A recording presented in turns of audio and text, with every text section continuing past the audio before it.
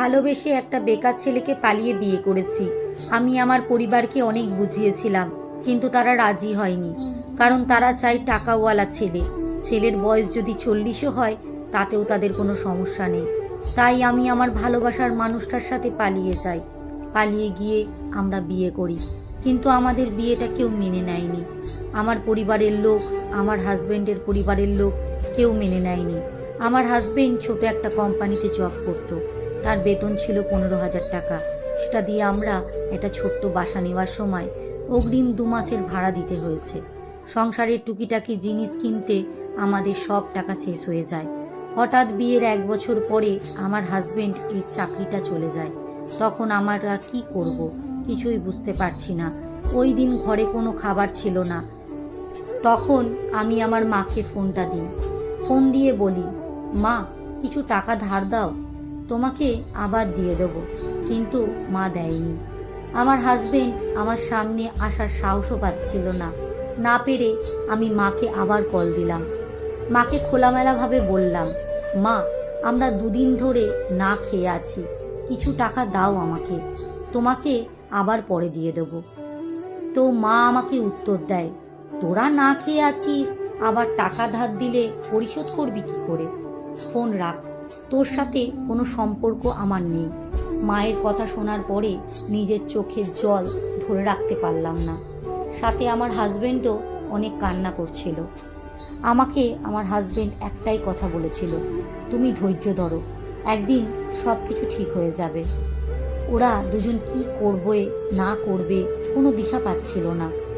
তখন না পেরে আমার হাজবেন্ড আমাদের বাড়িওয়ালার সারাটা দিন বেচারা রিক্সা চালিয়ে চাল ডাল তেল সব কিছু কিনে নিয়ে আসে।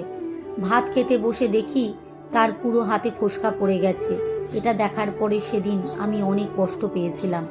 এর মধ্যে হঠাৎ আমার হাজবেন্ড অসুস্থ হয়ে পড়ে। ঈদের একটা দিনে আমাদের ঘরে কোনো বাজার ছিল না। বিয়ের পর আমাদের দুজনার প্রথম ঈদ, কিন্তু আমরা দুজনা না খেয়ে ঈদ পার করলাম। আর একটা দিন না খেয়ে থাকার পরে রাতে আমার হাজবেন্ড রিক্সা নিয়ে বের হলো। ঈদের দিন রাতে রিক্সা চালিয়ে চাল ডাল আরও 2টো ডিম নিয়ে আমার হাজবেন্ড বাড়িতে আসে। বাড়িতে এসে আমার হাতে বাজারগুলো দিল, আর কিছু টাকা দিল। টাকা দিয়ে আমায় বলল, তুমি তোমার পড়াশোনা আবার শুরু করো। কিন্তু আমি বললাম যে না, আমি আর পড়াশোনা করব না। পরে আমার হাজবেন্ড জোরাজুরিতে আমি আবার পড়াশোনা শুরু করলাম। আর আমার হাজবেন্ড সারাটা দিন রিক্সা চালাতো, আবার মাঝরাতে বের হতো রিক্সা চালাতে। বলতো মাঝরাতে নাকি বেশি ভাড়া হয়। এইভাবে দিন রাত পরিশ্রম করে কিছু টাকা বুঝে সে একটা রিক্সা কেনে। সে একজনের কাছে ভাড়া দেয়। আমার হাজবেন্ড সারাদিন কাঁচামালের ব্যবসা করত আর রাতে রিক্সা চালাতে যেত। বেশ ভালোই কাটছিল আমাদের, কিন্তু কপাল খারাপ হলে যা হয় আর কি। রিক্সাটা যার কাছে ভাড়া দিয়েছিল সে নিয়ে পালিয়ে গিয়েছিল। একদিন হঠাৎ মা ফোন দিয়ে বলে, আমার বোন আমাদেরকে দাওয়াত দিতে আসবে। তখন আমি আমার হাজবেন্ডকে বলি যে আমার বোন আসবে। আমার হাজবেন্ড তখন বলে, বোন আসলে কোথায় বসতে দেবে, কোথায় খেতে দেবে? কারণ আমাদের বাড়িতে তখন কিছুই ছিল না। তাই মাকে ফোন দিয়ে বলি যে আপুর আসতে হবে না, আমরাই চলে যাব। পরে আমি আমার হাজবেন্ডকে নিয়ে দাওয়াতে গেলাম।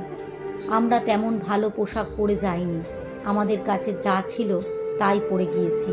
কিন্তু সবাই আমাদেরকে নিয়ে অনেক রকম কথা বলছিল। আমার মা আমাকে ঘরে ডেকে নিয়ে গিয়ে বলে, কিরে, তোদের কি আর কোনো জামা ছিল না? তোরা এসব কি পরে এসেছিস?